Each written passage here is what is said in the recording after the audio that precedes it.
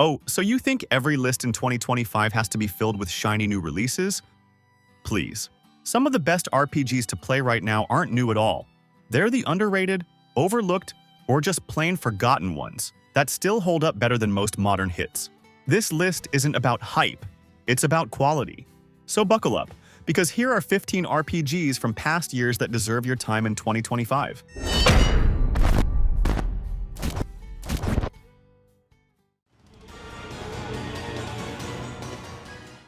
Indivisible feels like Valkyrie Profile went backpacking through a Metroidvania and came home with some weird but brilliant ideas. The problem? Barely anyone showed up to see it happen. Which is a shame because this game does some wild stuff. You're running around a massive 2D world, unlocking moves like axe climbs, air dashes, and harpoon grapples that flip the level design on its head. The map keeps opening up with shortcuts and hidden routes, giving you that classic feeling of wait, I need to come back here later once I can wall jump like a maniac. Then you hit combat and it's a totally different beast. Every character sits on a face button, so fights are basically a rhythm game of launching enemies, chaining aerials, and squeezing supers out of your ID meter. Block at the right second and you cut damage down. Miss the timing and, well, you're eating dirt. It feels snappy, flashy, and addictive, like you're improvising combos instead of just choosing attack from a menu. And the roster? Forget the usual 4 heroes. Indivisible throws a whole army at you, with dozens of incarnations with their own fighting styles, from grapplers to spellcasters and even some delightfully weird picks. Later in the game, you unlock side quests that dive into their backstories, which adds a layer of investment you don't expect from a game with this many faces. There's also local co-op, so you can hand a controller to friends and watch them mash wildly while you try to keep combos alive. And with a campaign that runs about 20 to 30 hours, it's long enough to sink into, but not so bloated it eats your life. It's rough around the edges in spots, sure. But when it clicks, Indivisible feels like one of those rare experiments that actually works.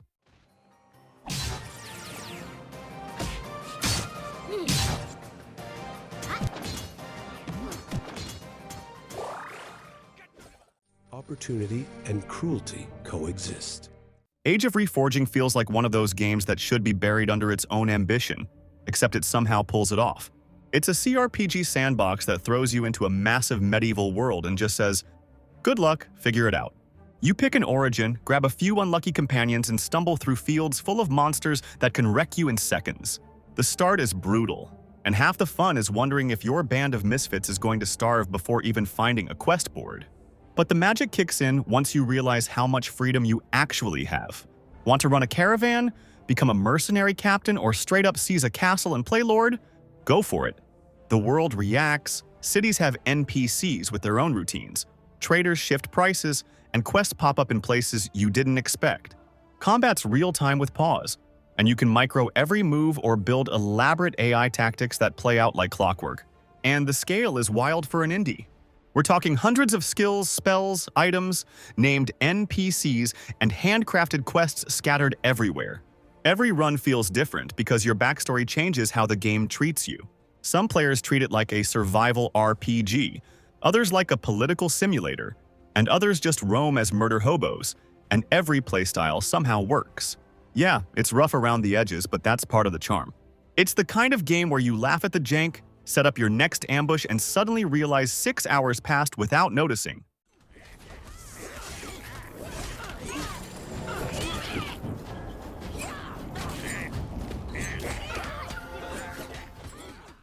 You know that one friend who still thinks vaping looks cool? Yeah, probably the same guy who still double taps his AirPods like it's 2016. Some habits age well, others, not so much. And that's where Fume comes in, the sponsor of today's video. And no, it's not another vape or an e-cig, not even close. It's flavored air, literally. Instead of chemicals, you're drawing in natural, non-toxic flavors that actually taste good. One of the most popular picks? Crisp Mint. Refreshing enough to feel like you just brushed your teeth, without, actually brushing your teeth. And here's the kicker. Fume isn't just about flavor. The design feels premium, looks clean, and yeah, it doubles as the most satisfying fidget toy you'll ever own. And because it's portable, no batteries, no charging, you can just pick it up and go. Over 500,000 people have already made Fume part of their daily routine, and I get why. It's simple, satisfying, and it doesn't leave you broke or smelling like a barbecue pit. And if you grab the Journey Pack today using my code SAGE, you'll get a free Fume Topper to level up your experience. Just hit tryfume.com/sage or scan the QR code on screen to check it out. Seriously, ditch the outdated habit. Keep the ritual. Upgrade to Fume. Now, let's talk about a game that started life-locked behind Apple Arcade. Yeah, I know. Nothing screams hidden gem like being trapped on a platform nobody asked for. But Fantasia Neo Dimension finally escaped to consoles and PC, and what we got is one of the smartest and most refreshing JRPGs out there right now. The hook? It looks like no other. Every town and dungeon is literally a handcrafted diorama scanned into the game. It feels less like you're exploring polygons and more like someone dropped your party onto a miniature movie set. Combat leans classic turn-based, but with some nasty twists. Skills let you bend attack lines around corners or curve them through multiple enemies, and the Dimension system lets you bank random encounters for one giant throwdown later. It speeds up exploration, but when you finally hit that release button, you're staring at a monster pile that forces you to think fast. It's chaos in the best way, and don't think this is a lazy nostalgia trip. Boss fights are brutal chess matches that demand you squeeze every ounce out of your party setup. The first half eases you in, but the second half? It throws you into a wide-open world with tougher enemies, nastier dungeons, and that Final Fantasy VI-style pivot where the stakes suddenly feel massive. You're looking at 30 to 40 hours if you just sprint the story, but pushing past 50 if you start poking around the side content. And believe me, the game wants you to poke around because when it sinks its claws in, it doesn't let go.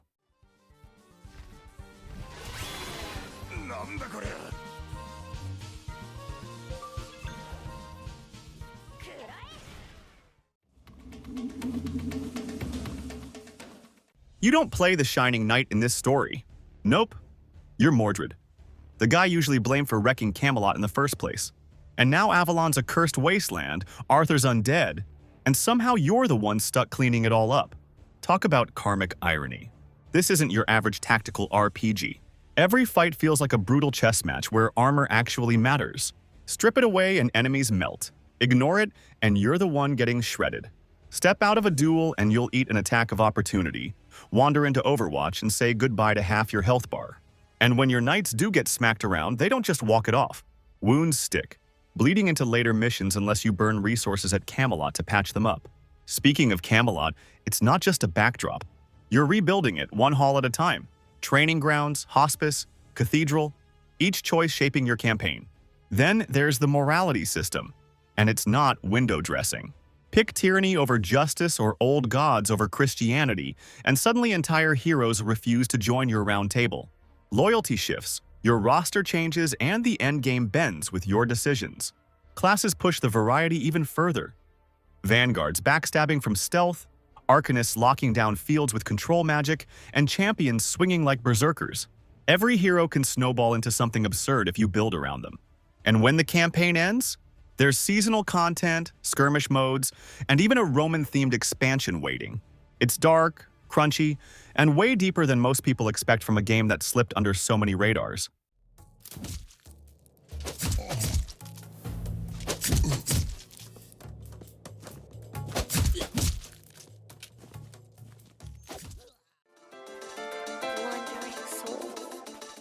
One man, 15 years, and apparently zero interest in ever touching sunlight again. The result? A 2D action RPG that looks humble at first glance, but turns into this absurdly long, ridiculously dense epic where every few hours the game just drops another system on your lap like, oh, you thought you understood me? Cute. Combat's the core and Asta Libre revision, and it feels good with fast swings, spells, item tosses, and special arts that let you style on enemies. Then you realize there's a mountain of gear, upgrades, and stat tweaking that lets you bend the rules and build some completely broken setups. And the deeper you go, the wilder it gets. You'll start weak, scraping by in early chapters, but by the late game, you're basically a demigod juggling skill chains and nuking giant bosses the size of buildings. And speaking of bosses, yeah, they're everywhere. Screen-filling monsters, multi-phase fights, and set pieces that feel way bigger than the budget should allow. The game has 6 difficulty levels too, with hard and above throwing extra rewards at you if you're brave enough. That alone makes the loop addictive, because you're constantly getting pushed to optimize, grind smarter, and then reap the payoff when you finally crush something that flattened you 10 times before. It isn't just about smacking things either. The story is sprawling, chapter-based, packed with twists and moments that somehow keep escalating over its 60 to 90 hours. It's linear, but it doesn't matter. The narrative keeps pulling you forward. And once you're done, there's post-game, secret bosses, and a true ending waiting if you're the type who doesn't know when to quit.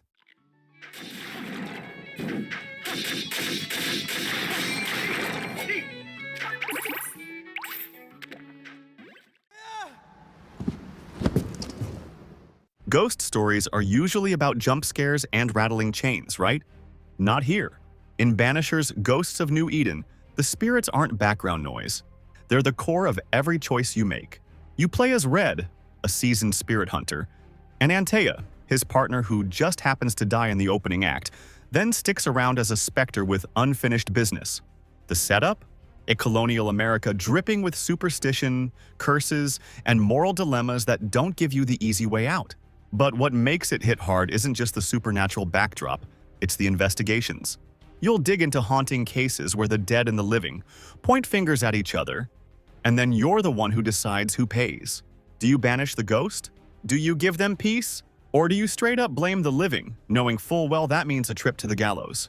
Every case feels like a gut punch dressed up as side content, and the weight of those calls keeps stacking until it all collides with Red and Antea's own fate. Combat? It's slick enough. Red swings steel, Antea unleashes spectral powers, and you swap between them mid-fight to chain combos. It's not reinventing the action RPG wheel, but it does the job, especially once your skill trees start opening up. But where the game shines isn't the blade work, it's how the battles punctuate the storytelling instead of drowning it out. Clocking in around 30 to 40 hours with cases worth chasing, it's not a game that wastes your time. It's the kind of RPG where the side quests are so sharp they'd make most main campaigns jealous, and where every choice feels like it's daring you to regret it later. Bloody hell. Is that me? Touch it, Greg. Let me...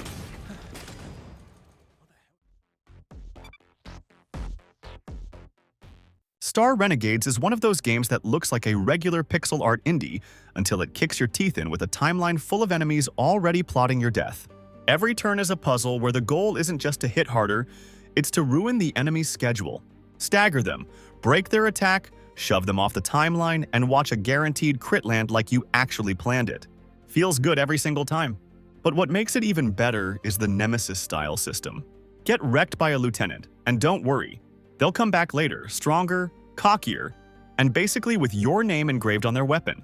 It's petty revenge AI, and it gives every run its own weird little story of grudges and rivalries. The structure is simple but ruthless. You drop onto a planet with one mission, survive long enough to take down the behemoth boss waiting at the end. Each run gives you 3 in-game days to prepare, moving through nodes, grabbing loot, and throwing your squad into brutal fights. If your team wipes, that's it. The run is over. Back to square one. But not all is lost. Meta currency and unlocked class variations carry over, so every failure still makes your next run a little deadlier. At night, you play the relationship game. Burn limited cards to heal, buff, or build bonds. Push that far enough and you unlock Progeny, new class variations that open up even crazier squad builds for future runs. And that's where the magic is. Squad synergy. Tanks that hold the line, breakers that delay, and nukers that punish. Chain them right, and the combat feels less like RNG and more like pulling off a perfect combo in a fighting game.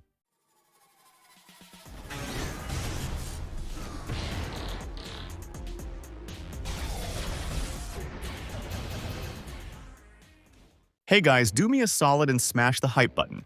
Then drop a comment with your favorite pick for the next part of this series. I check and reply to all of them. They both feed the almighty algorithm and push this channel forward, and honestly, it's hands down the best way you can help the channel grow. And of course, if you're enjoying the video, make sure to subscribe and hit the like button so you won't miss the next one. The world's been split apart by demons for 1,000 years, and humans are just trying to survive under their rule. The Alliance Alive drops you into that broken map with 9 heroes, a flying machine, and eventually, a giant duck mech. Instead of the usual kill 10 slimes and ding a level, the Alliance Alive flips the formula. Here, characters toughen up simply by surviving battles. One fight you walk out with a bump in HP, the next your SP jumps, and out of nowhere your sword slash evolves into a brand new technique just because you kept swinging it. On top of that, every encounter drops talent points, which are little bonuses that let you cut SP costs, boost your crit rate, or tilt the odds of learning fresh moves. Combat itself is classic turn-based, but with teeth.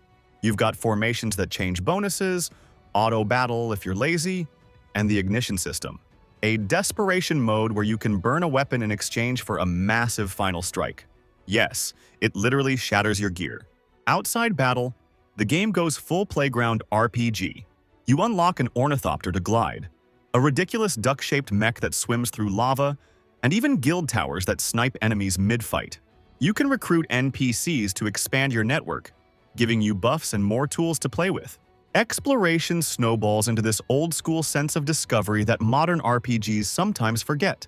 It's not the loudest RPG out there, but for players who want a hidden gem that mixes saga-style growth with traditional pacing, this one quietly delivers something special.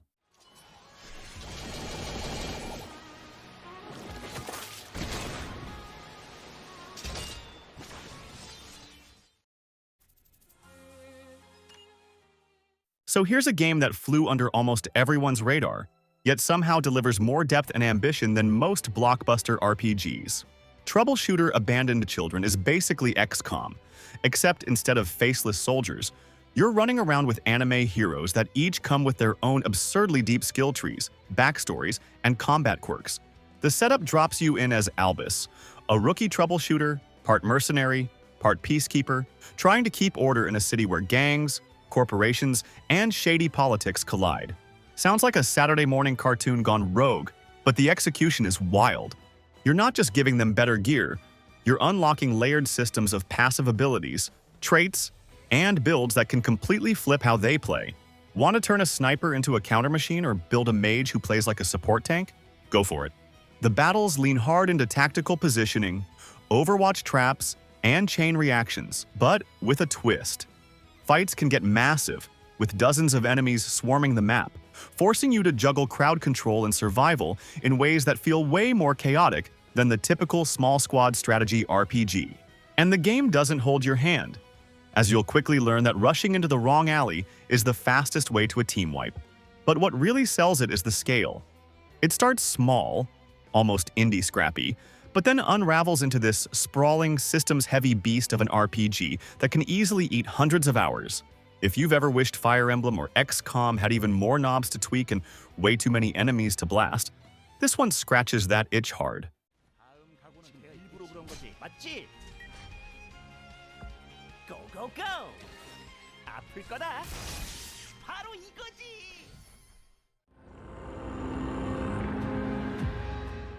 AI Limit isn't here to politely ask if you want a challenge. It just drops you in a ruined megacity, hands you a blade, and says, "Good luck, don't embarrass yourself." And honestly, it works. This isn't your standard stamina bar Souls-like. Instead, it runs on a sync bar that fills as you fight and burns as you dodge, parry, or unleash flashy moves. It's a system that dares you to stay aggressive, rewarding smart timing instead of turtling behind a shield. Think of it as Bloodborne's rally mechanic, but with more freedom to bend the rules. The combat flows fast and clean, with generous dodge windows that make encounters feel tense without turning into pure frustration. Add in weapon variety and a gear system where you literally swap out body parts, like head, torso, and limbs, for stat, tweaks, and resistances, and suddenly you're knee-deep in build crafting. And yes, you can absolutely break the game if you want to cook up some ridiculous combo that trivializes bosses. Exploration hits that sweet spot too. The world is a crumbling sprawl of interlinked zones, vertical routes, and secret nooks that reward curiosity. You'll bump into side quests, NPC storylines, and multiple endings hiding beneath the ruins, giving the whole thing more replay value than you'd expect from a project of this scale. Sure, it's not a blockbuster with infinite polish, but that's also part of its charm. For around $30, you get a 20 to 30 hour action RPG that actually feels fresh in a genre overcrowded with clones.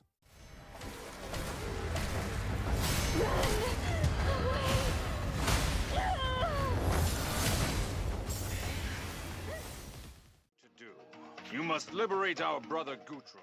Radiant Historia Perfect Chronology is one of those games that looks like a standard JRPG at first glance, but then you realize it's basically a time travel puzzle wearing an RPG costume, and suddenly you're hooked.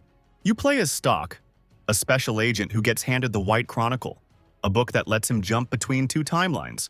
Sounds fancy, but in practice it means you're constantly bouncing back and forth, fixing mistakes, unlocking paths, and solving story knots with knowledge from the other route. It's like a detective story where the clues are entire timelines. The real kicker? Every decision you make echoes across timelines, from unlocking new story branches to whether you'll ever see the true ending. It's an RPG that treats the player like they're smart enough to connect the dots, and rewards you every time you do. Combat isn't just press attack until the numbers go down. Enemies stand on a 3x3 grid, and your job is to shove, pull, and stack them into neat little piles so you can unleash chain combos that delete whole groups in a single flashy strike. On top of that, manipulating turn order adds another layer. You can delay an enemy, speed up your mage, or chain everything together. But Perfect Chronology adds even more to chew on. Nemesia shows up with an entirely new set of scenarios, the what-if missions, that expand the lore and give you alternate takes on events. You also get the Vault of Time, difficulty options, and even the ability to slice through enemies instantly in friendly mode, if you just want to dive straight into the story. Side quests are clearer thanks to new markers, portraits got an upgrade, and support attacks keep reserve members relevant. Time to finish this!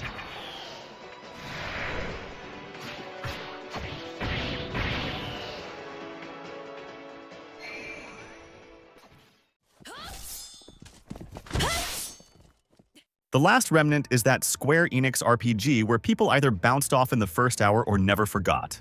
And honestly, that's part of the fun. It doesn't hold your hand.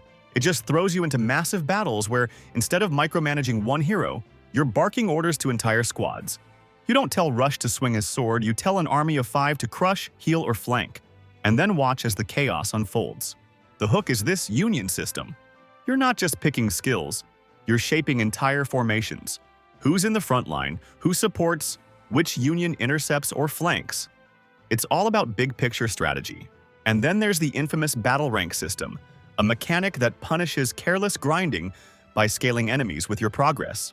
It sounds cruel, but in reality it forces you to think smarter about when and how you fight. And the remastered version finally lets the game shine.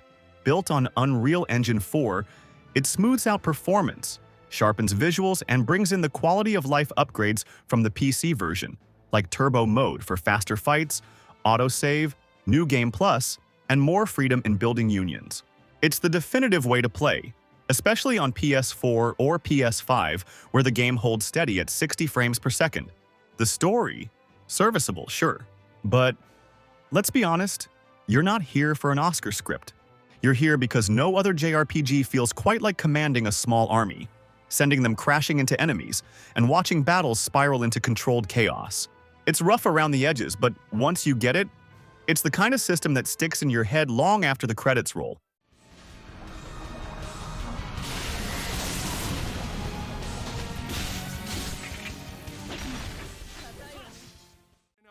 At attention. Welcome to Legio. So here's the thing. Expeditions Rome looks like XCOM with togas, but it's way more than lining up spearmen on a grid. This game throws you into the boots of a young Roman legatus and then dares you to shape the future of the Republic with your choices. And those choices stick. Backstab a senator, save a rebel village, or push for diplomacy. And later down the line, that stuff comes back to either reward you or bite you hard. Combat is where it really hooks you. 4 core classes: Tank, Rogue, Archer, and Support. Sounds simple until you realize weapons completely change how they play. A spear-wielding Princeps holds choke points like a wall, while a dagger Velis melts enemies by stacking crits. Positioning, flanking, focus points, it's a tactical playground that actually punishes lazy moves. Fights can run long, but when you land that perfect synergy, it feels like solving a brutal puzzle in motion. Outside the battlefield, you're not just another pawn, you're commanding the entire Legio Victrix. Sure, sending squads to conquer territory looks cool on paper, even if the map layer doesn't always hit as hard as the personal missions. But what it does give you is scale. You're not a lone hero saving the world. You're literally dragging a Roman legion across continents, from Greece to Egypt to Gaul. The real heart, though, is your companions. They're not just meat shields, they've got personalities, quests, even romances. And they'll argue with you mid-campaign like a political drama dressed up as a war story. One wrong move and you're not just losing approval, you're reshaping the final act entirely.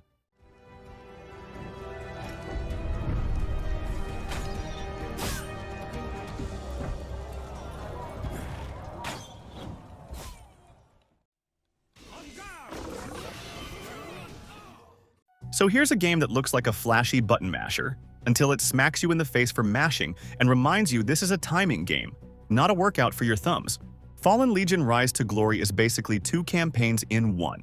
Cecile's side as the desperate princess, and Lander's rebellion from the opposite angle. Same war, 2 stories, and the beauty is that they don't just recycle missions. Both paths twist and branch, giving you plenty of reasons to replay. Combat is where the game really flexes. Each exemplar is tied to a face button, and every move eats into a pool of AP. Spend recklessly and you're wide open, but nail a perfect guard, and suddenly you're reflecting projectiles, or slicing enemies apart with brutal counterattacks.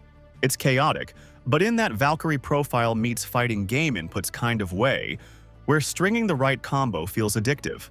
Then there's the curveball, mid-battle moral choices.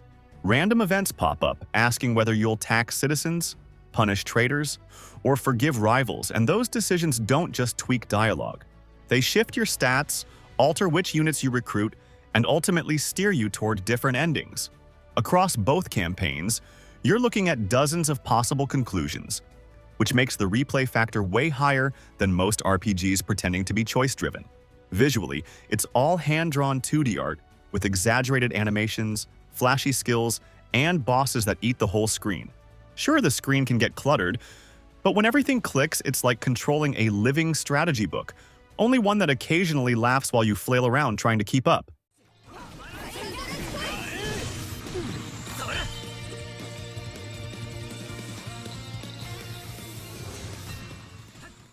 And hey guys, stop flexing that outdated vape and upgrade to Fume. Hit the link tryfume.com/sage.